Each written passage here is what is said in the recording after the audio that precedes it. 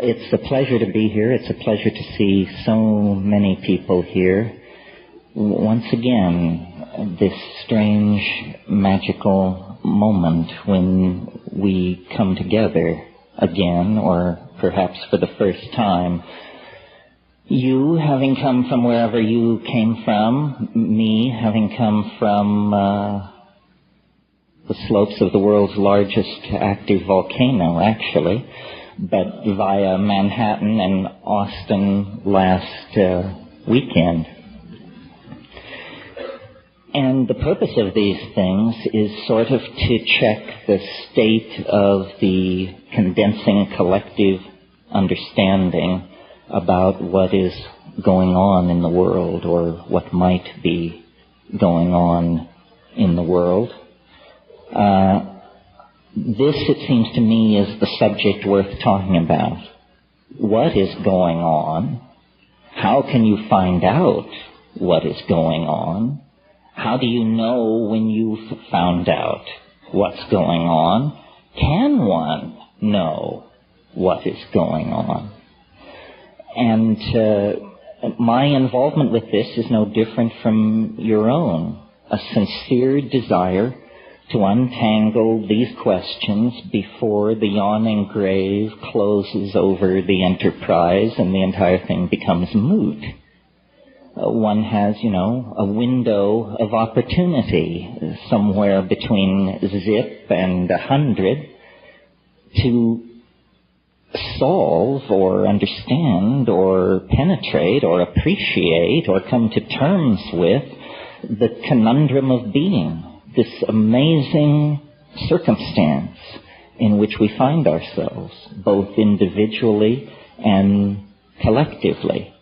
Collectively, we find ourselves, somewhere between the slime and the archangels, making our way perilously over the millennia, up the evolutionary ladder toward the Platonic light, or something like that. At least this is the myth of intellectuals of the high-tech industrial democracies evolved over the past 150 years, the triumphant ascent of organic life toward ever greater complexity.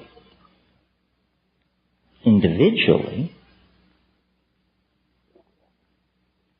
we each find ourselves born into a culture we had no share in designing, but that we will be expected to inhabit, inculcate, and in fact pass on to our own progeny. And so this is our circumstance, I think, individually and collectively. Thrown into being, Heidegger said. We didn't ask for it. Here it is.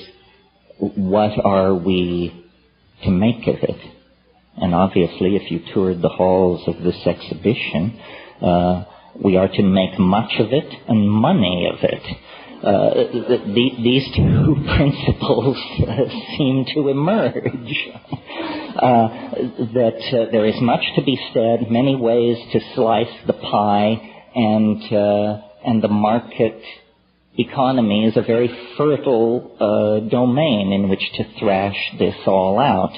You can sell your answers, you can trade your answers, you can upgrade your answers, you can subscribe, serialize, retrofit, export, import, and reinvent answers. Ultimately, I wonder how satisfying all this is. And I'm always amused at my own position in this situation. It's a great paean to the tolerance of the New Age that they keep inviting me back. I'm sort of like the crazy uncle, or, you hope for good behavior, but you understand that it's a gamble. Because I'm very ambiguous about much of the methods and ways by which we do our intellectual business and pursue the matter of community and salvation. the intellectual tension that seems to work its way through this society almost like fat through meat is the tension between scientific reductionism and the deeply felt intuition of most people that there is a spiritual dimension, or a hidden dimension, or a transcendental dimension. And of course, downloaded into language, it becomes easily ridiculed.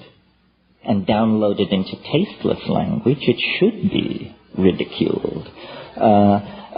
But so when we try to formulate our spiritual intuitions, they are inevitably, I think, tainted by what we bring to it. And I was struck as I moved through the hall. It was almost like an exhibition of language types as much as an exhibition of products or possibilities. What were being sold were closed systems of jargon, which once opted into tended to produce answers in a short loop of possibilities. All closed systems of thought are like this. And to my mind, at what seems to me very elderly age of 50, and I know to some people in the room it does seem very elderly, and to others I seem a pup. But anyway, from this vantage point, it seems to me that all of these ideologies are cartoon-like. They flatten, they simplify, they betray, they amuse, which is also cartoon-like. And in amusing, I think that this is where their health-fulfilling and salutary worth lies. They are intended to provoke a small smile. That smile will lift you a little further up the ladder, the rungs of the ladder of being. So I thought today what I would talk about is some of the conclusions that I've come to out of a life of psychedelic voyaging, living inside this insanely contradictory society, and going through the standard moves: marriage, divorce, children, career, controversy, allies, enemies, attorneys, counselors, consultants, accountants, so forth and so on, the same world you live in. What have well, the first thing I concluded was to try and flee it, which I did a pretty good job of by going to Hawaii, which, believe me, is a private Idaho.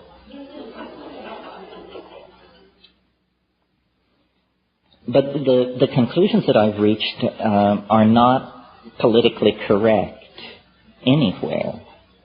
And so I'm very happy to offend everyone, because that seemed to be what I did best, and there's no sign of mellowing at this point.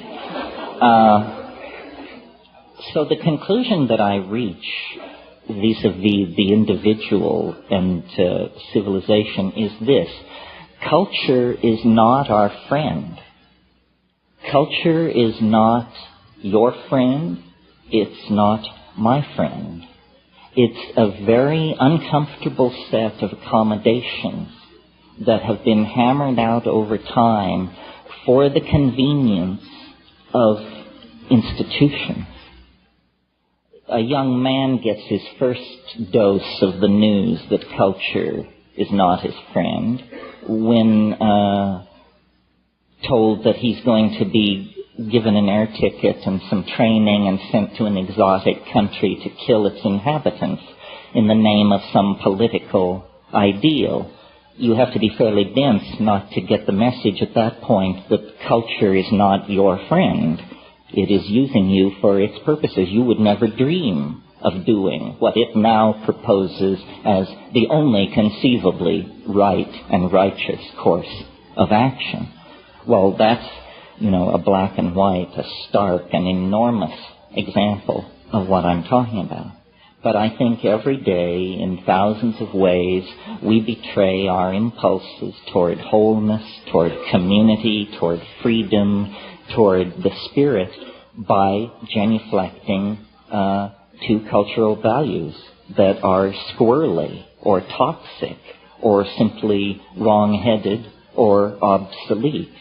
Culture is not your friend. It's an illusion. What kind of an illusion is it? And this sort of leads on to the other thing I've come to. It's a childish illusion, is the kind of illusion it is. Recently I had a physical examination with my doctor, and after it was all over, he leaned back in his chair and he said, well, you know, most people your age in the 19th century were dead. Yes, quite true. People live a great deal longer in the 20th century. And consequently, I think part of what drives alienation is culture is like being taken in a crap game. If you play long enough, you will figure out that you're being screwed. And, of course, if you die shortly into the game, it never enters your mind. We are all, some of you may have seen the little saying that hangs behind bars in Minnesota, "We get too soon old and too late smart." Well, some of us are getting smart earlier and earlier. And what is seen through to then is the fact that culture victimizes, ideology victimizes. These things are all con games. Reality, culturally defined reality, is some kind of an intelligence test. And those who are joining are failing the test. This is very clear to me looking at phenomena like alien abduction and the great enthusiasm for conspiracy theory that now seems to attend so much modern thinking. Again, these are epistemological cartoons where low production values made acceptable through tolerance of TV is allowing people to accept material into their own story, which should actually end up on the cutting room floor. Nothing is what it appears to be. Surely you've noticed that. That's A, right? A is nothing is what it appears to be. Well, therefore, complex, difficult, tricky, and mercurial things are even less likely to be what they claim to be than other forms of reality. So, confronted with the endless whispered rumors and doctored photographs and breathless testimony from the denizens of trailer courts and so forth and so on, what is one to make of all that? Well, I think the message is return to basics. The information matrix has become compromised. The data stream is now suspect. Return to first principles. What are first principles? That's what the 20th century is trying to figure out. Yes, what are first principles? I'd like to suggest to you that a place to begin is the body. You have one. It isn't ideologically defined. It can be ideologically defined. In Catholic school, the nuns used to tell us we should dress in darkness so we wouldn't be an occasion of sin to ourselves. That's an example of the body becoming ideologically defined. But it precedes culture. Culture has to deal with the fact that your eyes are on the front of your face and your anal pore is located near your genitals. Culture would probably rather have it some other way. It would be so convenient, but hey, it's a given. I'm so happy our rumps don't swell in estrus the way some of the other primates do. Can you imagine Giorgio Armani trying to create a line of fashion that comes to term with that? But I digress. So the body is a pre-cultural given. And coming with the body is this amazing thing which everyone wants to give away, throw away, get away from, called the felt moment of immediate experience. The felt moment of immediate experience. This is you, now, here, in your body, with the cheeseburger slowly dissolving, the cup of the caffeine, the bladder, all of these things, collisions, concrescences, the crossing of trajectories of mental process, digestive process, metabolism, intent, income, emotional state, the felt presence of immediate experience, lodged in the body-mind system in the moment. That's who you are.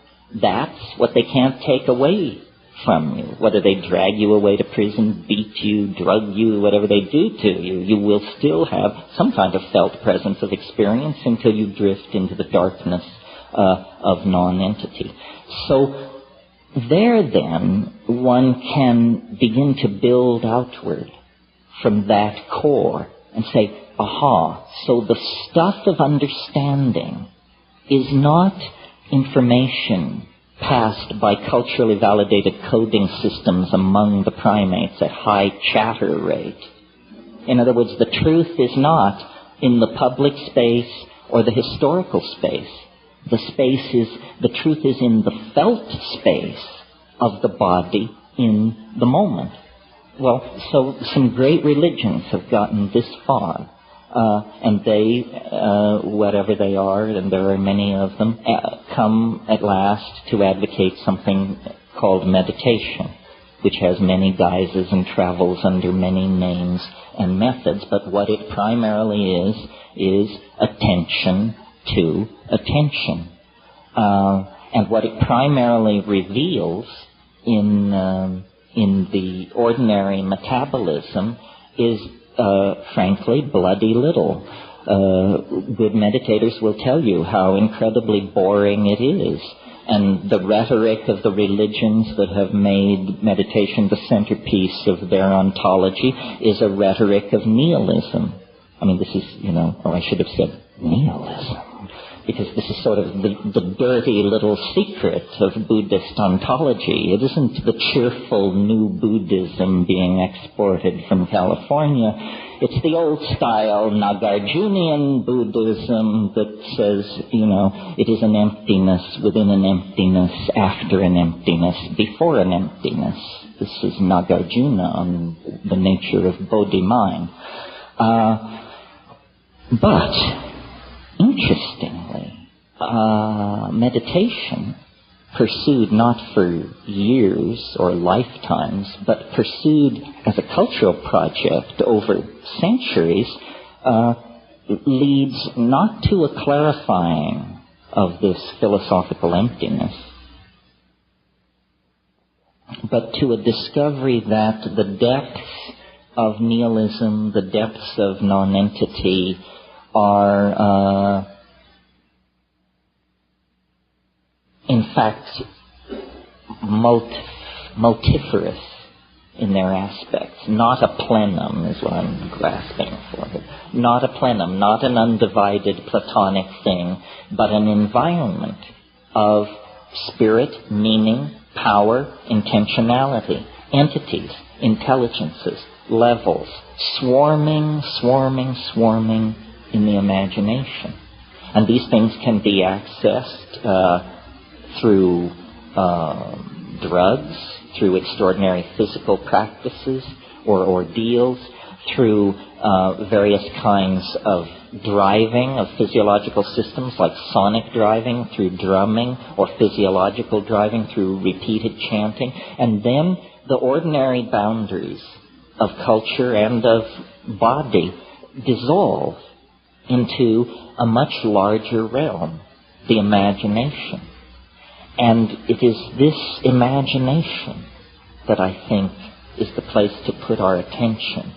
The imagination is a dimension of non-local information. Quantum physics is now moving towards securing the idea that in some kind of a mathematical superspace, all particles in the universe maintain a kind of super state of connectivity called Bell's non-local connectivity. What this means to me is that the imagination is literally another dimension, a dimension that is non-local. Now, the mind, the animal mind, the human mind, the Paleolithic mind, evolved as a master coordinator of sensory data coming into the body from the senses about the level of threat and danger in immediate three-dimensional space. That's the mind's evolutionary function, to preserve the body, to preserve the genetic stream of unfolding by detecting and avoiding threat. And so our minds have evolved in the same way that water takes the shape of its container. Our minds have evolved to take the shape of three-dimensional space and time under cultural and environmental pressure. Well, we've paid a huge price for this. It probably also has ensured that we're here this afternoon to discuss it. But it's been a long time since the instantaneous reflex to bash the brains out of anything moving near you that's unfamiliar has served us well. You know, I mean, that got old 12,000 years ago. The entire enterprise of civilization has been about something else. The felt presence nearby, ineffable, unsayable, but uncannily penetrating, of beauty, of mathematical connectivity, of supernatural power. And so these are the things, the exploration of which, the singing about of which, make us human beings. The exploration of the universe of the unseen is the business of human beings. It's why we are the way we are. It's why we will be the way we will be. It's how we got where we are. How is it done? It's done by dissolving ordinary cultural boundaries, by perturbing consciousness, and by paying careful attention to the results and attempting to build models therefrom. Now, in the last few thousand years in the West, this enterprise has been tamed by priestcraft, which combines the enterprise with judicious politicking and a certain amount of ass-licking. Before that, the enterprise was untainted by such secular concerns. It was full force forward into the unknown. And this is the great era of shamanism. And what is shamanism but philosophy with a hands-on attitude? Philosophy not made around the campfire, but philosophy based on the acquisition of extreme experience. That's how you figure out what the world is, not by bicycling around in the burbs, but by forcing extreme experience. The reason people refer to psychedelic endeavors with the vocabulary of travel, taking a trip, and so on, is because that is an extreme endeavor. It's the same endeavor. It's the leaving behind of the values of your own culture. Take nothing but a change of clothes, fly to Benares, and take up residence at Dasasamid Ghat among the Charas sadhus, and I guarantee you, whether you resort to psychedelics or not, you will experience boundary dissolution, a reorienting of categories, and a reframing of your perspective on your life and your being. So extreme experience is the necessary key. This is true in all forms of endeavor. I mean, if you want to understand the atom, you have to smash it. Sitting around looking at it, it will never yield its secrets. You have to smash that sucker to bits and then collect the pieces and then examine exactly how it all came apart. In the same way, and without going too far afield for the pun, we must smash ordinary consciousness, get smashed, and then look at the pieces flying in all directions and say, gee, I didn't know minds could do that. They can't in the workaday rote of, living inside the little boxes of positivism and constipated behaviorism and all the rest of it. So extreme experiences. But, you don't want these experiences to be too extreme, or you will sever the connectivity among the various subsystems, and then we'll have to bury you. And this is always a huge strain on those left behind. So there is a practical element here, which is, okay, so we want to have extreme experiences, but we don't want to have such extreme experiences that we don't live to tell the tale. We want control to some degree over these experiences. Well, this is where the incredible thoroughness of our human ancestors comes to our aid. Throughout time and space on this planet, the tribal societies that preceded us made it their business to discover, catalog, and learn to manipulate plants in the environment as the carriers, as the sources of chemical compounds in the environment, which would work extraordinary transformations on consciousness without physical harm, without physiological damage to the organism. And of all the many techniques, ordeal, abandonment in the wilderness, sexual abstinence, hanging by your pectoral muscles from hooks in the sun for days, all of these sorts of things. Of all of these methods, psychedelic plants and their judicious use is arguably the most effective, the most effective and the least invasive and the most likely to produce negative long-term consequences. Well, this was not news or even controversy anywhere in the world until within the confines of the 20th century, basically. The presence of these substances and plants began to alarm the order-keeping forces of the high-tech industrial democracies. An issue separate from the issue of stimulants and depressants. It's an issue separate from the issue of addiction and dependency. These things are not stimulants or depressants, and they do not cause addiction or dependency. What they cause is what I'm advocating, a fundamental revaluation of cultural values. Because culture, as we're practicing it currently, is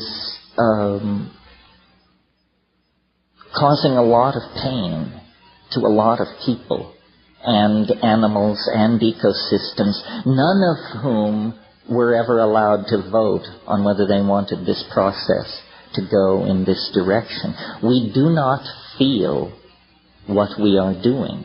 Remember, I spoke about the primacy of the felt moment of experience. If we could feel what we are doing, we would stop doing it. But between us and the consequences of our action, there are endless veils of political rhetoric, stultification, denial, sedation, intoxication, ideological delusion. Now, normally, I think a rap like this tends to, if you have to pigeonhole it, to come down on the side of pessimism. But I am not pessimistic. I see everything as though it were integrated and connected, and there is an unfolding and a plottedness about our situation. It's not for nothing that at the very pinnacle of the age of faith in the machine and science and male dominance and projection of strategic weaponry and so forth and so on, that there should come from the gentler societies of the world, from the rainforests and high deserts of the world, the news of these plants. You know, the Western mind, the cataloging mind, the Cartesian mind, in its frenzy to locate, list, isolate, and define everything, carried these plants and substances over the past 150 years into the confines of our society, and they are much like Trojan horses, left there by the bedraggled, beat-down, disenfranchised, third-world shamanic people, to be found by the white-coated priests and priestesses of science, and to be brought back into the laboratory to be picked apart for their efficacy in treating addiction or overcoming neurotic behavior or something like that. But of course, the neurotic behavior that they impact upon is neurotic behavior so wide, so deep, so revered that it is in fact cultural values themselves. You see, what is happening, I think, is it's really bigger than psychedelics. It's bigger than human evolution. We are not making the waves in this ocean. We are corks riding the waves of the ocean. But we are privileged by perhaps chance alone to occupy a unique moment in the history of the universe. A moment when the universe goes through some kind of self-transforming, evolutionary, inflationary expansion. That's what's happening. I mean, it's been happening for a long time. It depends on where you pull back to get your perspective. One could say, looking at the universe in general, that this planet has been favored from the very beginning. That by 1 billion years ago, the discerning could tell that this was a planet going places. But certainly, by 500 million years ago, it was clear that this was a planet going places. One complex animal life form gave way to another. Catastrophes, yes, but never catastrophes so total that the enterprise was wiped out. We know that 65 million years ago, a catastrophe, an asteroid, a planetesimal impact occurred on this planet. Nothing larger than a chicken walked away from that on this planet. A bad day, you say. But were it not for that bad day, we would still be the egg-eating shrews at the edge of the reptilian garden party. These marvelous flowering plants chock full of psychedelic alkaloids, none of them would have existed. The flowering plants and the higher mammals all arose in the wake of this planet-scouring catastrophe. So, you see, there is built-in to the larger systems of nature an enormous, what my mentor Eric Jantsch used to call metastability. They are metastable. They are not easily deflected. An event as large as a planetesimal impact basically only resets the evolutionary clock by a few million years, and then in almost overleaping itself to make up for lost time, out of all of that catastrophe come primates. Animals of such complexity and coordinated sensoria that they are wonders to behold, and from them, and quickly, then come abilities never before seen in the world of organic organization. Freely commandable languages, spoken languages, symbolic activity for the first time. Well, at that point, even the academics believe human language is less than 40,000 years old. That means it's as artificial as the dirigible or the hypodermic needle. It's an invention of some sort within the confines of human history, or at the beginning of human history. Recall, in South Africa, we have fire pits and stone tools 2 million years old. Those are not Homo sapien tools, but they're the tools of Homo habilis, the preceding ancestor in the human line. My point is, we are caught up in a process of unfolding complexification that has now lodged in our species. We are its source at this point. At one point, its source was the geology of the planet. At a later point, closer to us in time, its source was all biological diversity. But as the novelty has increased, the domain of its expression has narrowed, and it is now confined largely to the human species. Oh yes, the rest of nature continues the slow unfolding of continental drift and gene mutation and transfer and so forth. But these things have now receded into the background as the human adventure takes center stage. So it's almost as though, in fact, this is what I believe, that we are not pushed from behind by the causal unfolding of historical necessity, but that we are in the grip of an attractor of some sort, which lies ahead of us in time. And so we are not, as it were, following what the statisticians call a random walk across the temporal landscape. In fact, the temporal landscape is a canyon with incredibly steep walls, and we are only free to move within very narrow confines as the grip, almost the morphogenetic intensity of the attractor at the end of time increases its penetration and its hold over our imaginations, our city plans, our technologies, our religious ontologies, our medical strategies, so forth and so on. Something is revealing itself to us, through us. And as we get closer, the chatter of noise and static being given off of this thing increases exponentially because, McLuhan said once, he said, we move into the future like a person driving who uses only the rear view mirror. That's how we understand the future, by driving in the rear view mirror. All of our models of what lies ahead are based on inverted models of the past. And the one thing you can be certain of is that won't do it. Because we can see a person standing in 1900 using that method would have been wrong about the late 1990s. A person standing in 1600 using that method would have been wrong about the late 1900s, and so forth and so on. You cannot extrapolate from the future from the past into the future, because the real nature of the future is its ding en sich, the thing in itself, and that's what it's trying to reveal.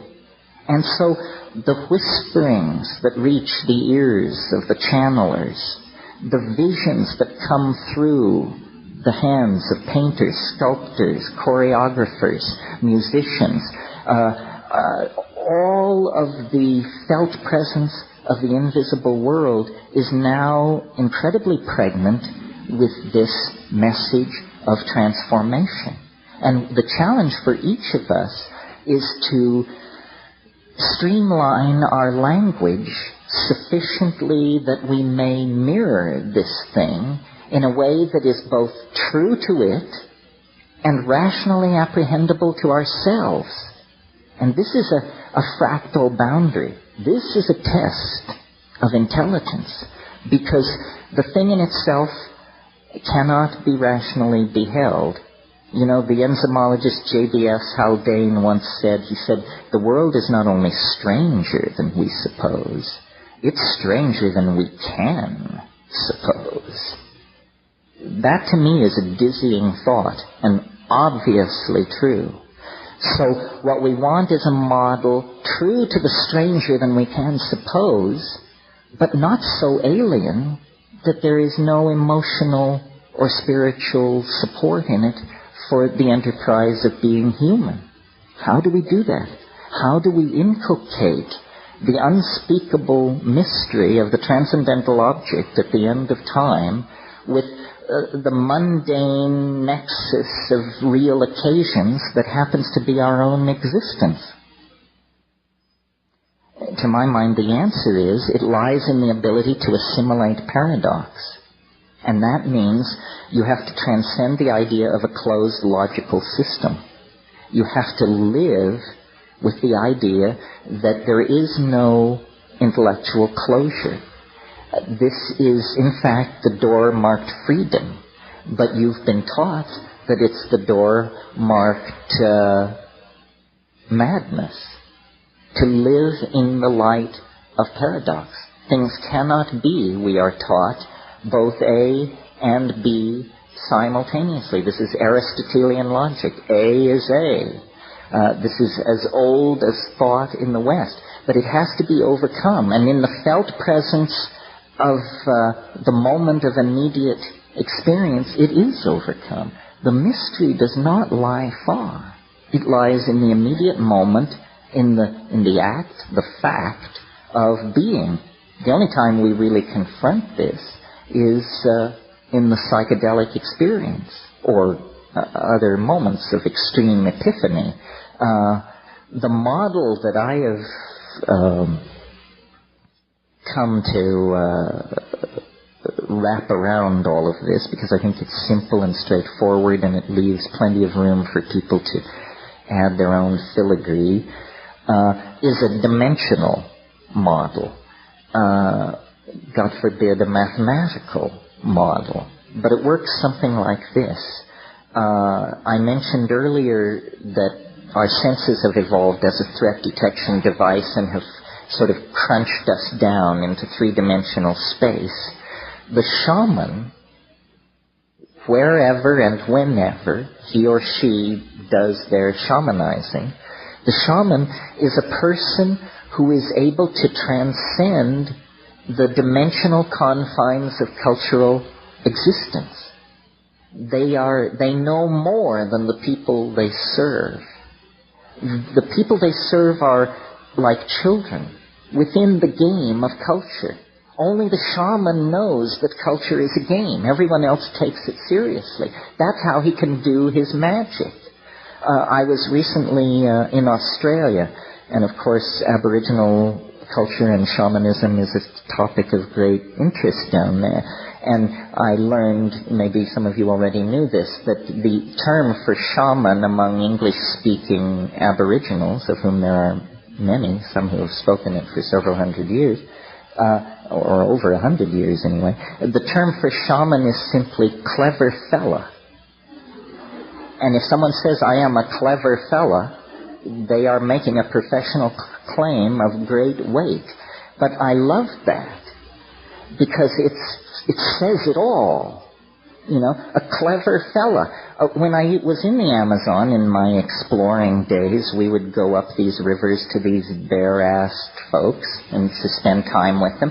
And the people would want to touch the outboard motors and look at your camera equipment and the butterfly nets and gather around, open-faced, totally innocent. You could always tell the shaman, because first of all, he usually didn't come out to see who was there, even though no one ever came. Even though these people had visitors once every 6 months, the guy who wouldn't come out of his hut for the only event in 6 months was inevitably the shaman. And when you met him, he wasn't interested in your Velcro or your break-apart, glow-in-the-dark little trinkets or any of the rest of it. He was looking straight at you through the eyes outside of culture, saying, what kind of a person are you?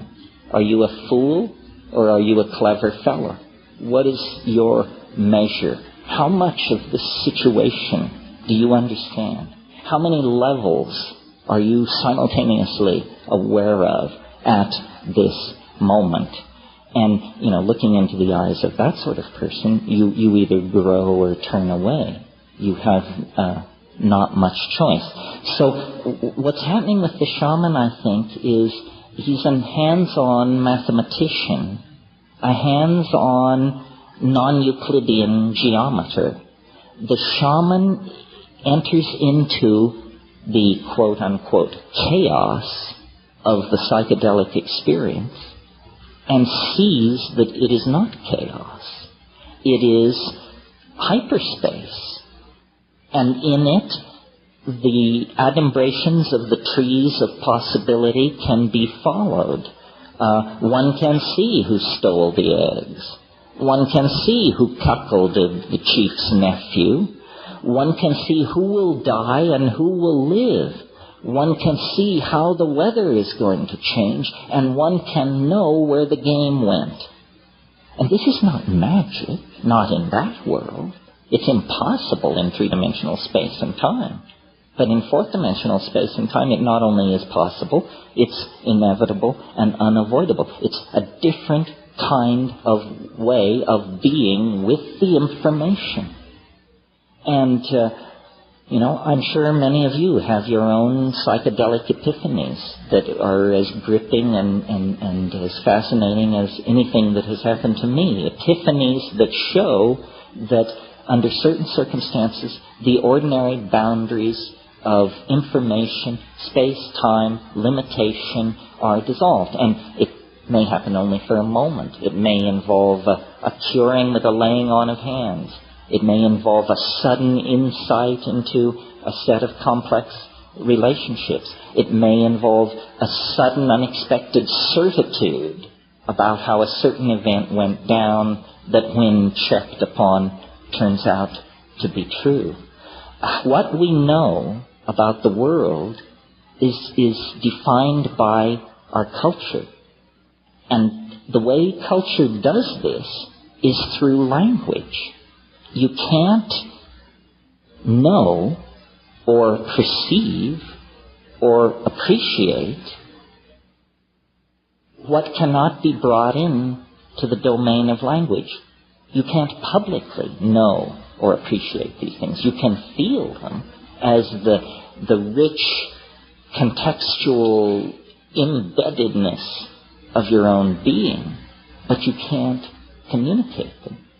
Sometimes when I read Marcel Proust, I come upon passages where the conveyance of the information, of the emotion, is so exquisitely subtle that I have the feeling, I know what he means.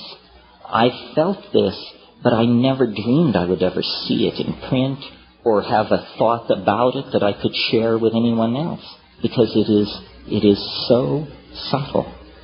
So the challenge to all of us, I think, is not this one-dimensional chasing after of answers. This is a fool's game, but an actual stepping back to gain perspective and to realize, salvation is always available. It's in the moment. It's an act of understanding. It doesn't come down through a lineage. It doesn't come through a substance. an empowerment, a word. It comes through understanding. Salvation is an act of rational apprehension of some sort. And, I really believe that we are now in a relationship to the transcendental object at the end of time, such that the revelations are daily. The unfoldment, the connectivity, we can see light at the end of the tunnel. I mean, I've had long practice at this. I've been thinking like this since 1968, talking about it like this since 1980, but I never knew how it would come or what it would be. In the last few years, with the rise of a technological, a cultural artifact like the Internet, I now see how it will make its way into the world. We are building the nervous system of the human oversoul. We are individual units operating under social rules that are pushing us ever closer toward dissolving our societies, human groups run by rules, into telepathic collectivities of some sort. I mean, the chaos of the Internet is chaos only to the constipated order freaks of the Hobbesian sociological machine. It makes them uncomfortable because they can't find the head, they can't find the hierarchy. But it's head and hierarchy that have distorted and made human institutions so abrasive and uncomfortable for the people who inhabit them. So I really believe there is no contradiction between technology and the spirit. There is no contradiction between the search for intellectual integration and understanding and the psychedelic experience. There is no contradiction between ultra-advanced hyperspatial cyberculture and Paleolithic archaic culture. We have come to the end of our sojourn in matter. We have come to the end of our separateness. This is all very scary. None of us know what it means, but the forces that have been called into being are now beyond the control of any institution or any strategic planning committee or any banking committee. These things have a life of their own. There is a morphological unfoldment occurring on this planet. It is bringing forth some entirely new order of being. We are a privileged part of this. Individually, our hope is to understand and participate in the epiphany. There is no blame. Nothing is off-kilter or wrong or unnatural or artificial.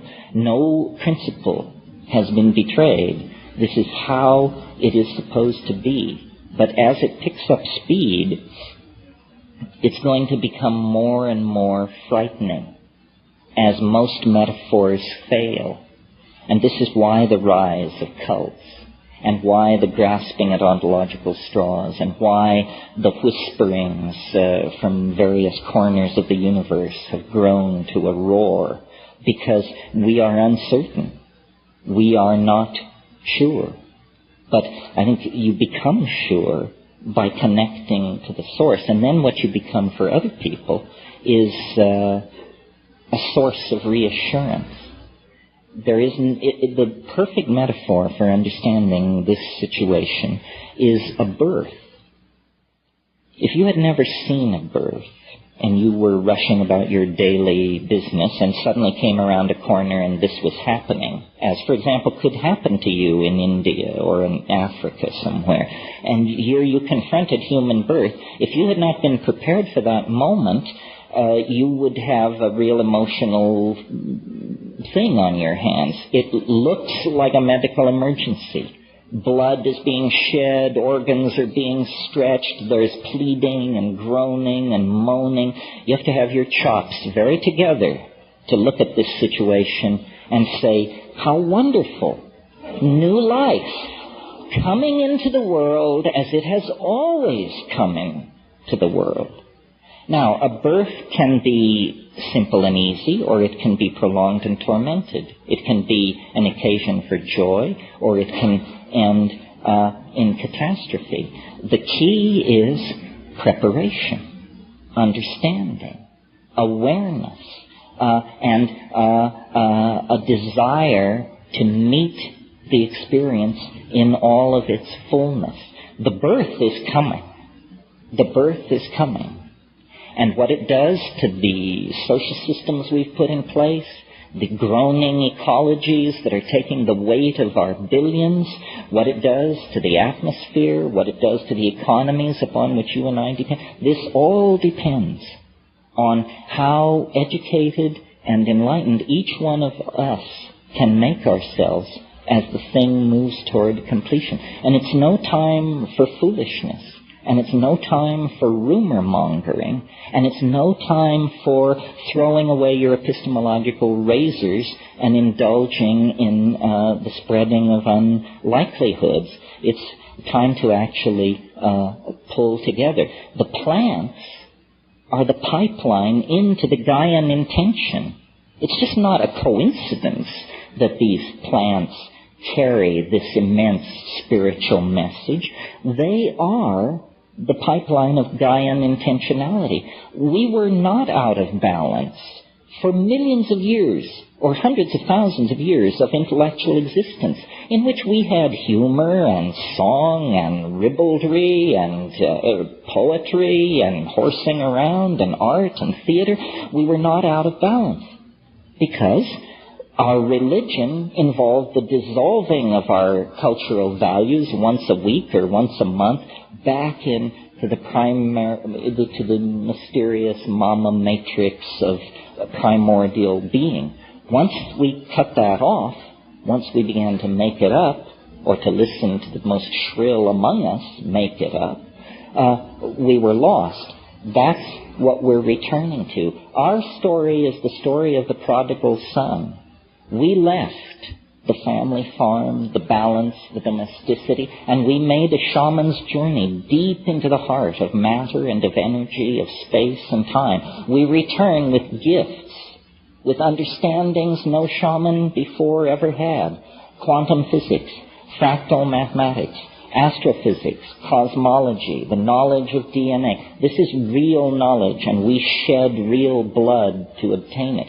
Now it can be given meaning by being brought under the umbrella of authentic, archaic, human values informed by relationships with psychedelic plants. This is the comfortable future, the hopeful future that lies ahead. To the degree that people turn their back on this, they're going to have a rough time explaining to themselves and their children just what exactly is happening at the end of the 20th century. Okay, that's my rant. Now I want to hear from you.